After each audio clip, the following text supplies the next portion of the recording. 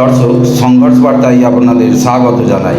আজ খানাকুলের বিধায়ক সুশান্ত ঘোষের নেতৃত্বে কয়েক হাজার লোক নিয়ে মিছিল করতে দেখা যায়। খানাকুলের বিধায়ক আজ 21শে জুলাইয়ের দিনে ঠিক কী বোঝাতে চাইলেন? খানাকুল থেকে কি কোনো লোক যায়নি? তার কত অনুগামী আছে, দেখুন বিস্তারিত। দেখুন, এই চোর তৃণমূল পশ্চিমবাংলায় সব কিছু চুরি করছে। আজকে 21শে জুলাই পালন করছে, এটাও তৃণমূলের কাছ থেকে, এটা কংগ্রেসের কাছ থেকে তৃণমূল চুরি করেছে। সারা পশ্চিমবাংলায় সমস্ত কিছু চুরি, সব কিছুতে চুরি, জব কার্ডে চুরি, স্বাস্থ্যে চুরি, এমনকি আবাস যোজনায় চুরি, গরিব মানুষের খাবারে চুরি, রেশনের খাবারে চুরি থেকে শুরু করে কি করেনি, চাকরি চুরি। তো মানুষ যাবে কোথায়?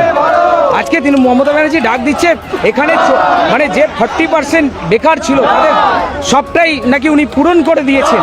এই লজ্জাজনক কথা আমরা সহ্য করতে পারছি না। সেই সঙ্গে যে এই যে হিন্দুদের ওপরে অত্যাচার হচ্ছে বলে উনি যেভাবে উনি দেখাচ্ছেন, বাইরের রাজ্যে যারা বাংলায় কথা বলে তাদের ওপর অত্যাচার চালাচ্ছে বিজেপি। এর প্রতিবাদে আমরা নেমেছি। মিথ্যে কথা বলে মানুষকে উত্তপ্ত করা হচ্ছে।